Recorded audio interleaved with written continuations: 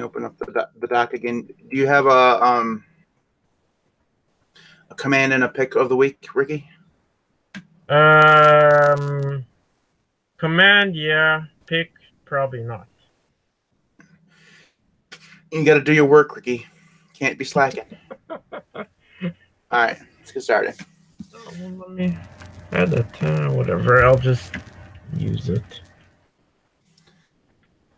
All right, so this is the Linux Cast for June 15th, 2018. I'm Matthew Weber. That's Ricky Williams. What up? We had a Skype adventure this morning. We were supposed to start a half an hour ago. You know what? There needs to be an open source, like Skype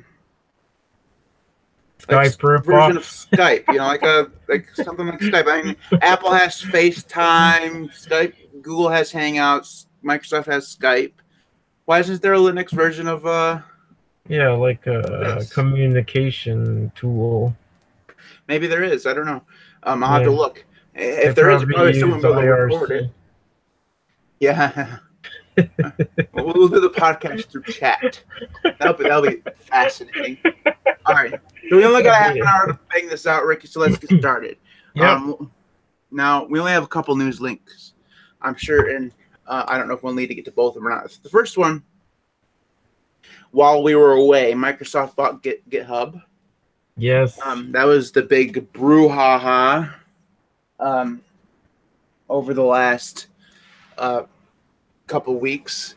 Because GitHub is where a lot of open source projects store their code, and it's like a project management thing where people can go in and contribute to the code base for different programs, right? So everybody's worried that Microsoft is going to go into the competing programs and look at their code and steal stuff.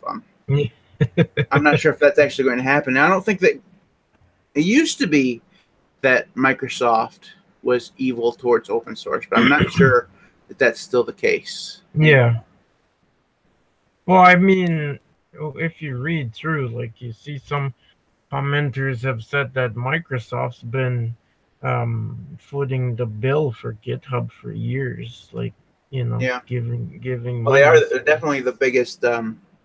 Yeah, and they're the biggest in terms of commits and you know. So if they would have wanted to do that, they would have done it a long time ago.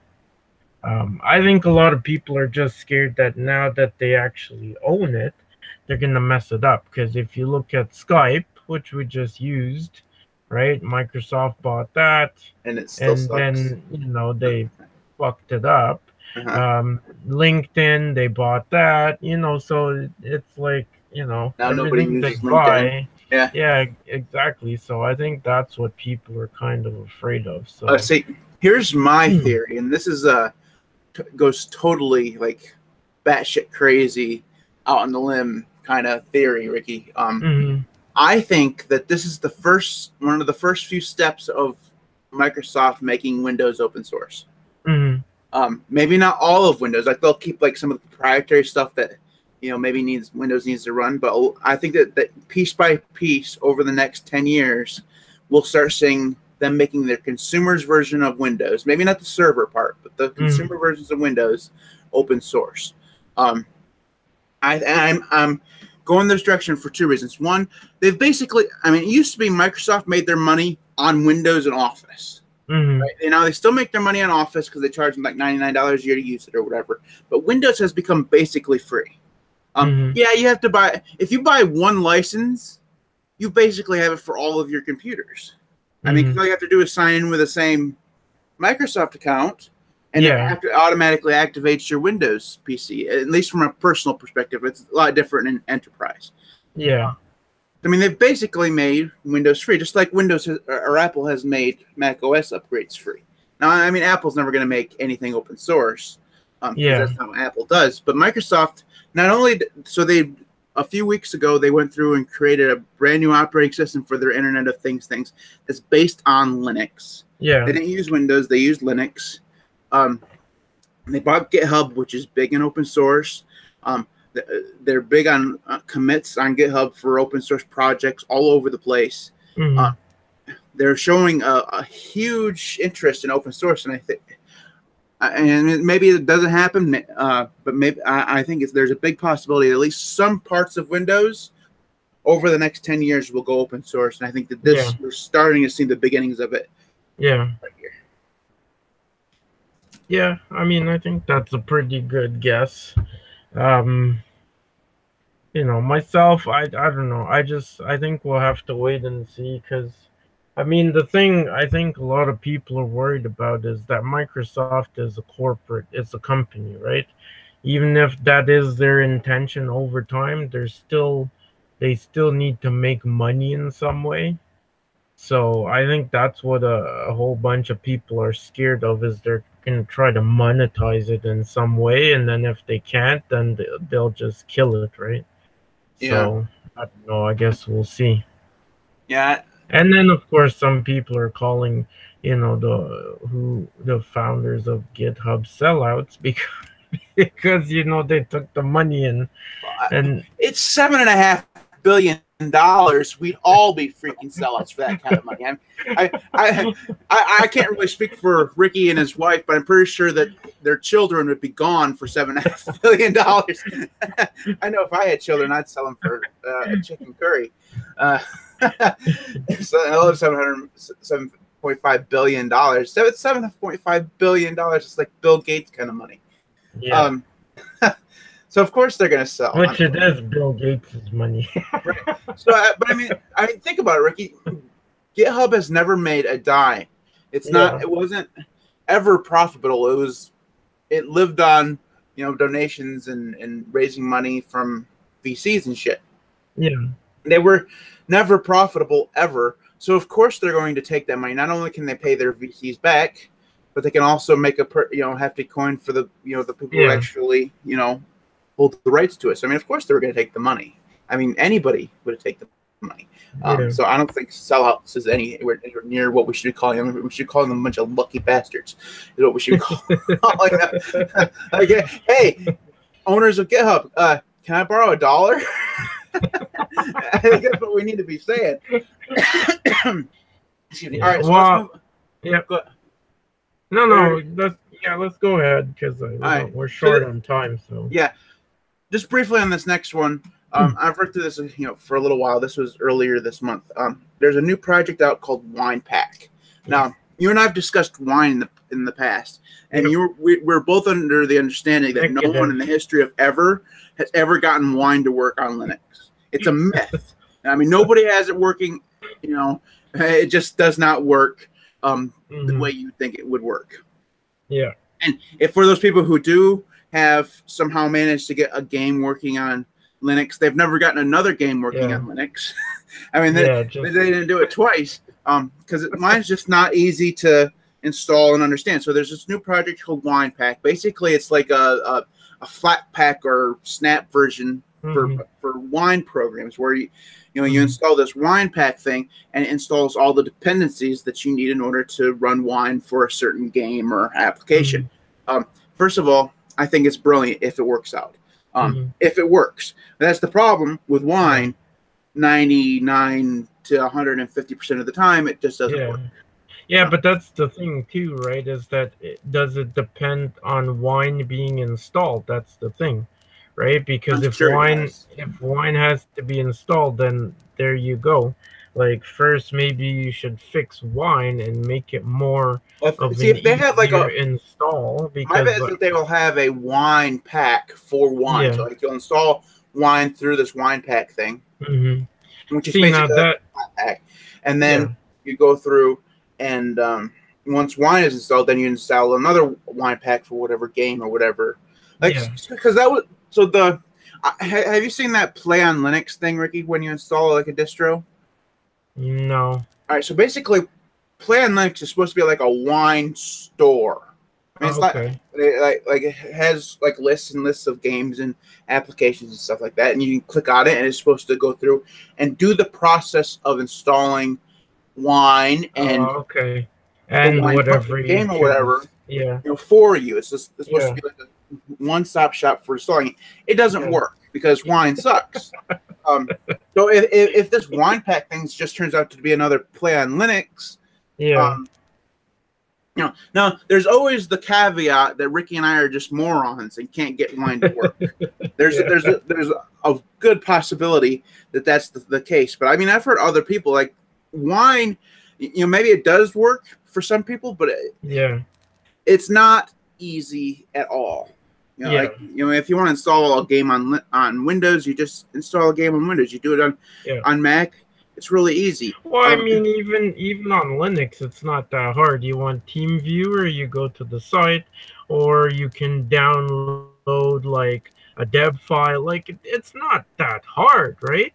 It's just Wine is not that simple in Wine's case. Like you install from the installer, and then it's like it gives you all these cryptic fucking messages you can't figure out. And I mean, like, I've installed Veracrypt, which it has an installer, but you have to run the installer through the terminal, which in cases of newbies, that's not easy to do.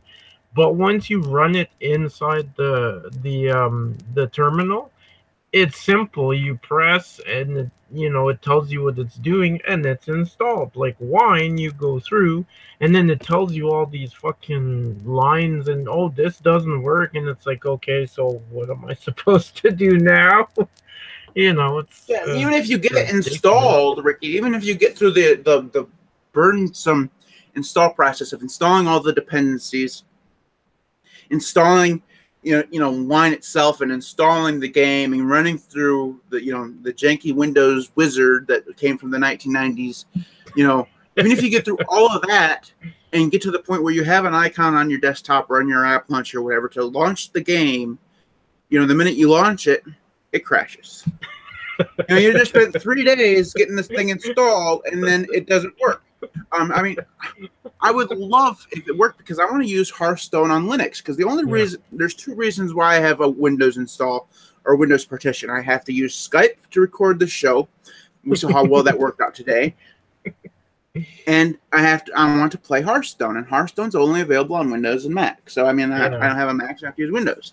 If I could get Hearthstone on Linux, oh my God, I'd never see Windows ever again. I mean, ever again. I mean, seriously. The only time I'd ever seen Windows is when I had to work on my mother's computer. Because, all right, so total tangent from what we're talking about, Ricky.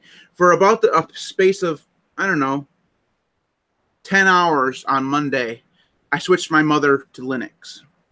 And I say 10 hours because that should have been fun. Yeah. I installed Arch Linux on her computer, which is probably mistake number 1. Number 2, I went with KDE because I figured KDE we can customize it so it looks and works almost precisely like Windows, right? Yeah, it didn't work. I ended up having to reinstall Windows.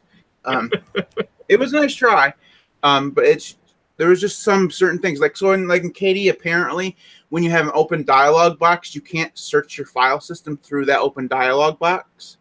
It's just something that KDE doesn't have pre-configured. Maybe there's like a Dolphin plugin or whatever that allows you to do it, but I can never find it.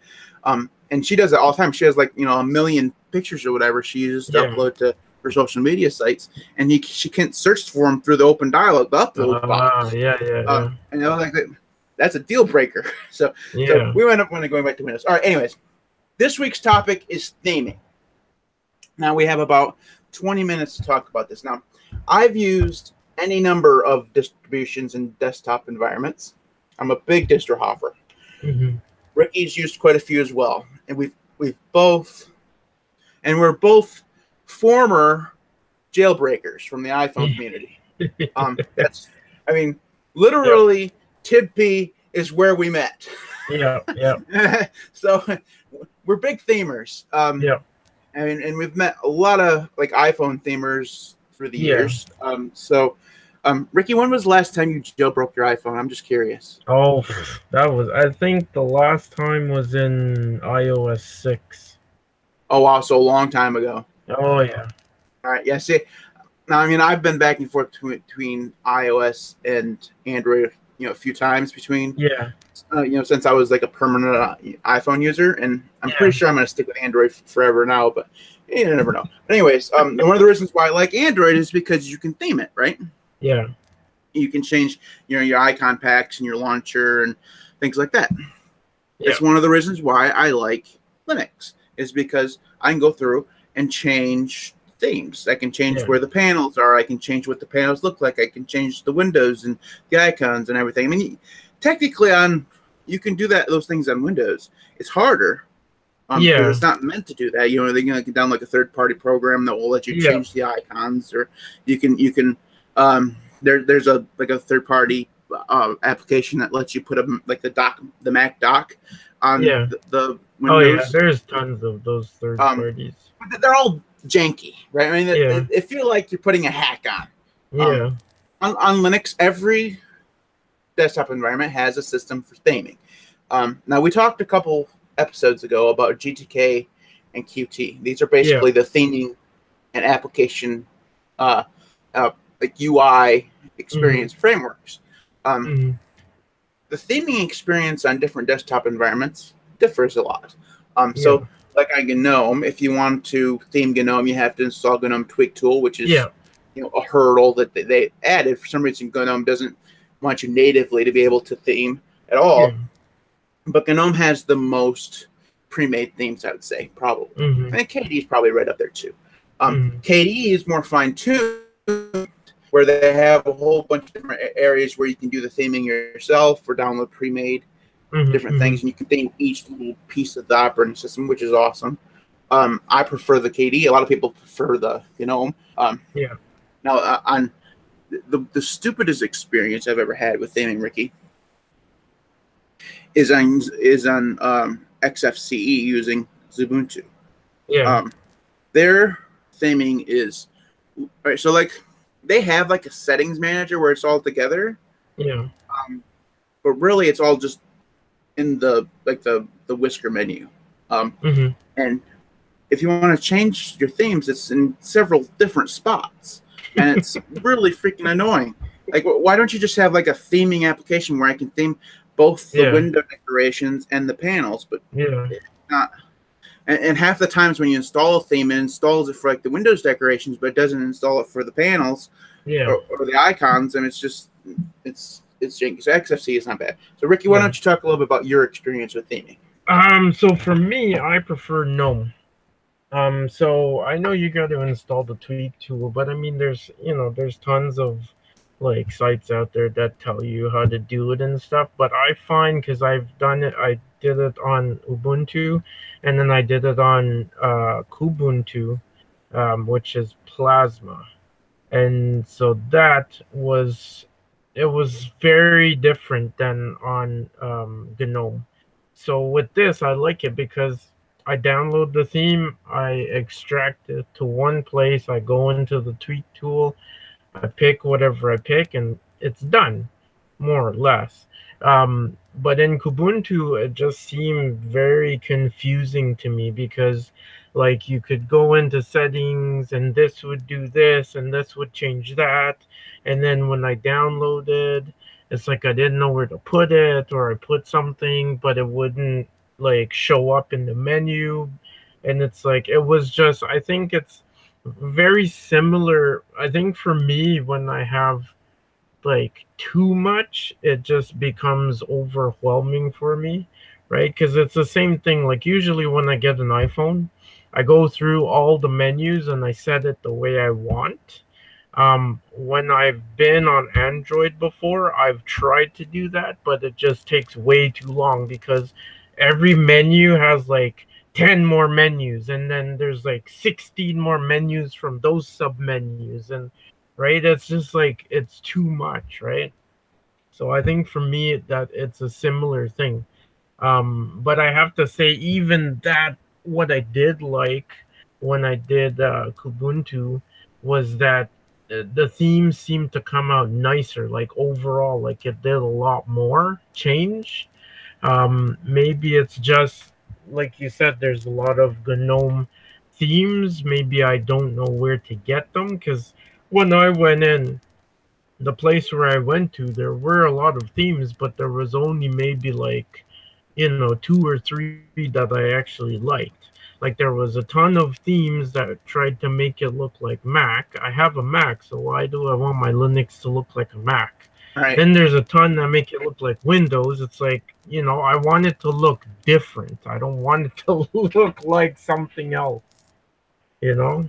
Yeah, I'm right there with you, Ricky. What's funny is when I first switched over to using Linux full time, I don't know if you remember our first episode, but I was going all out on the Budgie desktop. Yep. And Budgie has some Linux-like things. I mean, it is Linux, obviously, but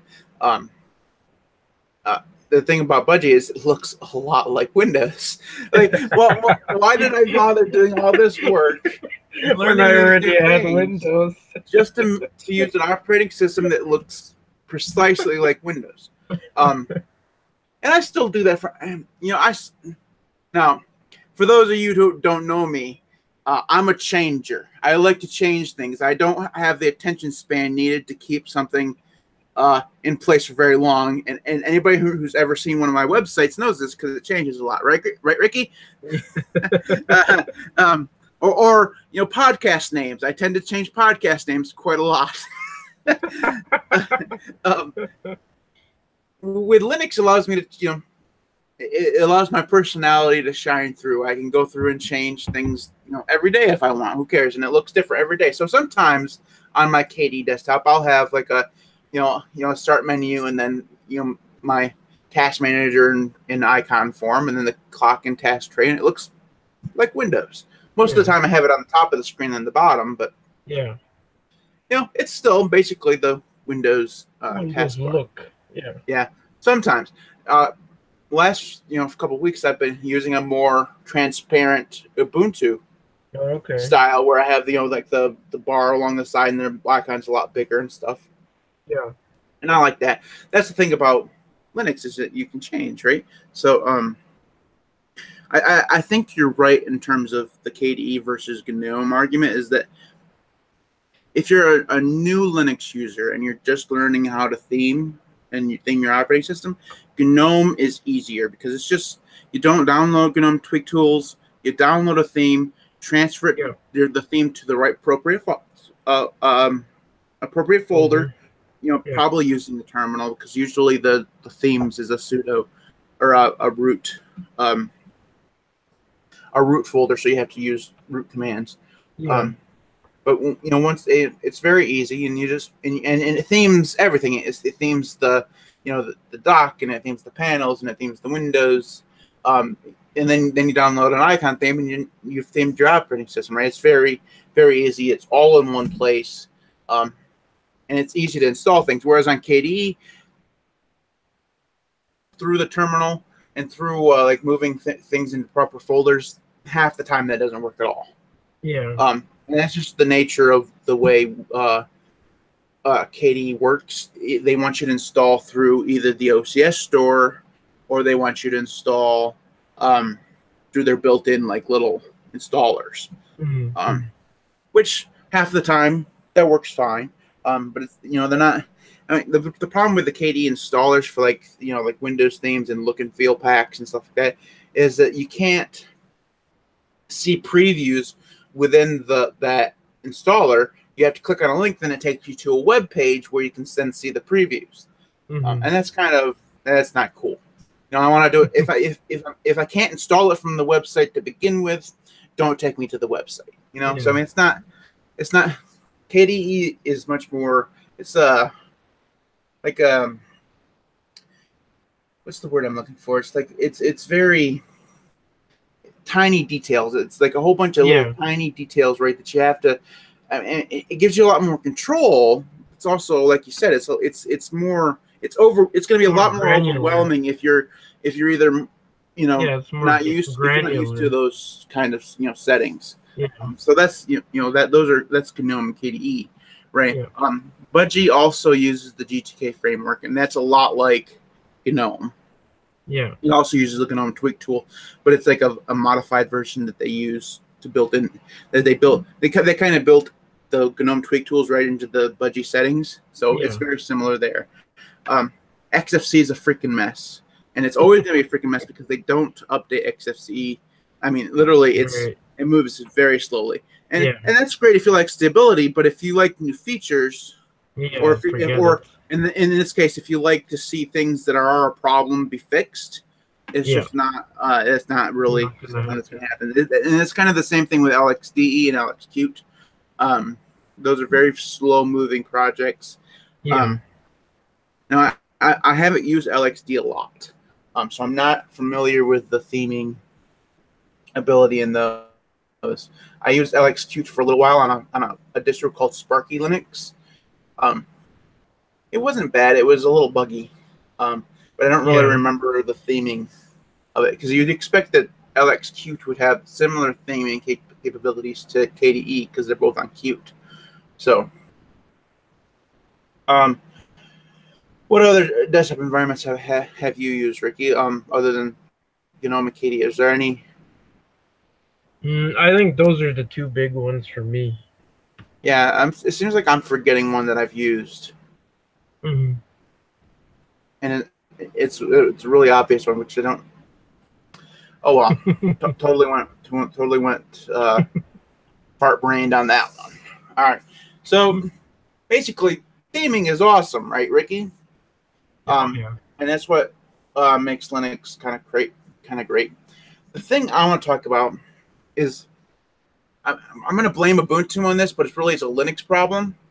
So we have Linux distributions. I mean, they're all fantastic.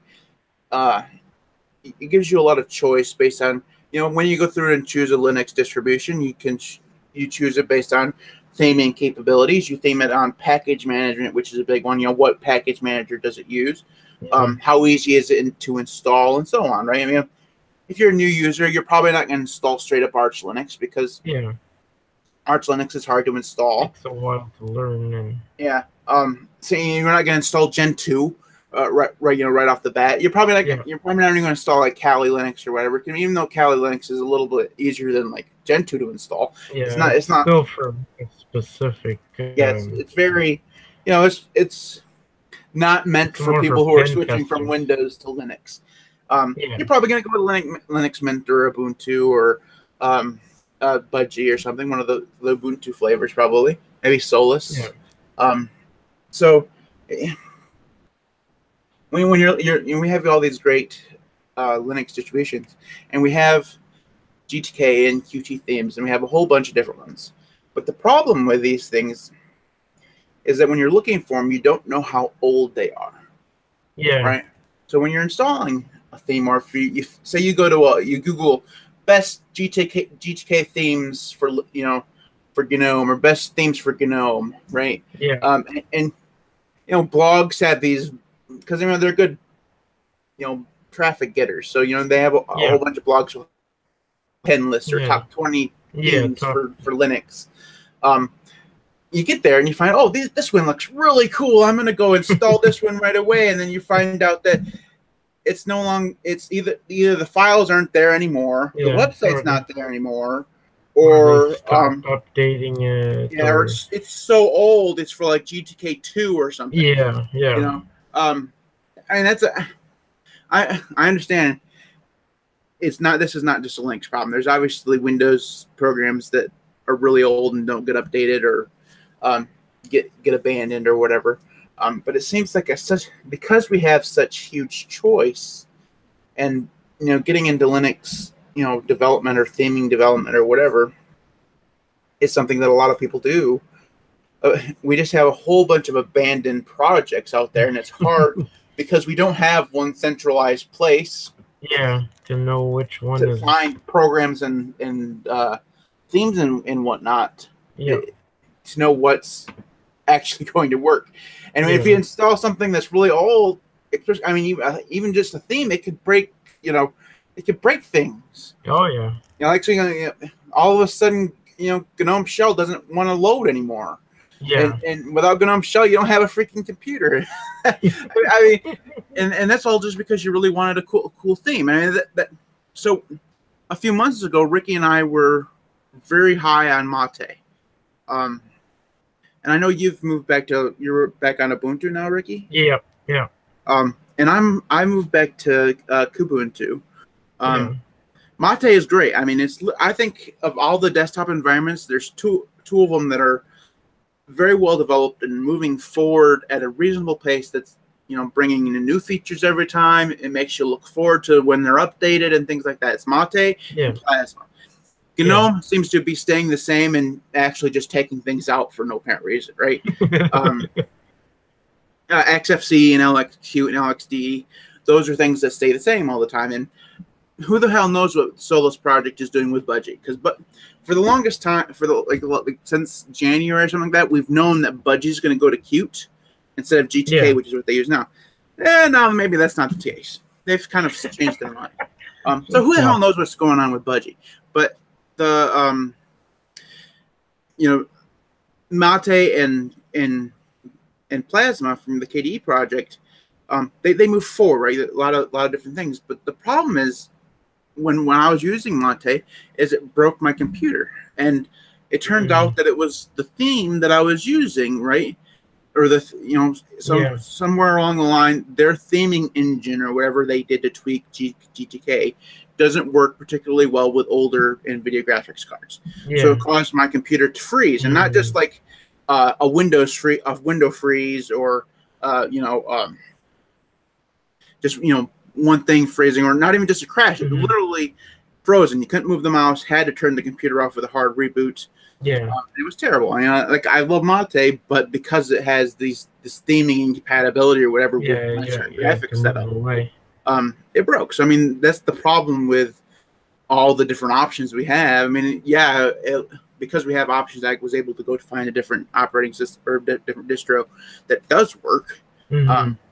But it can be very, very overwhelming, right? So for new users, I mean, you go to Linux and want to theme things, but then it's not like you'd expect. It's not cohesive, it's not all in one place. And you got to go to Google, and then you got to pay attention to when the article was written, because who knows if they're giving you instructions for your version. They could be giving you instructions for a version 10 years ago. So it's not good. It's not a friendly experience. So here's what they should do. So we're doing all these. So they're trying to fix the problem with like applications, right? So with Snappy and Flatpak, and we just talked about WinePack and stuff like that. What if they did something similar with themes? Where they have like a theme pack or whatever. Now, obviously, it'd be a little bit harder because we have two different graphical, UI kits or whatever, with Qt and GTK. But if they had like a theme pack for GTK, where sudo theme pack install or whatever, who cares? And you do that and installs the theme. Ta-da!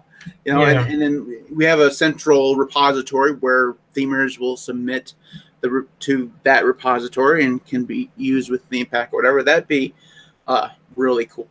Well, that'd be great, because then, after a certain time, if they didn't update it, or if they plan, to stop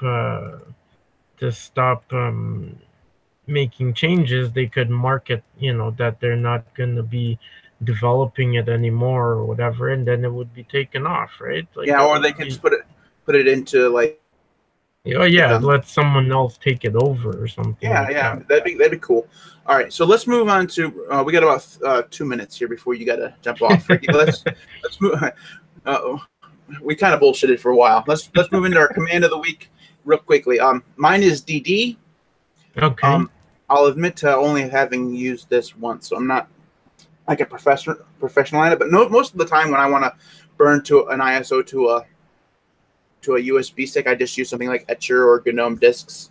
If I'm using a GTK distro, but DD goes across all Linux distros, and it allows you to, if you use it correctly, to burn a ISO to a USB key right from the terminal. It's awesome.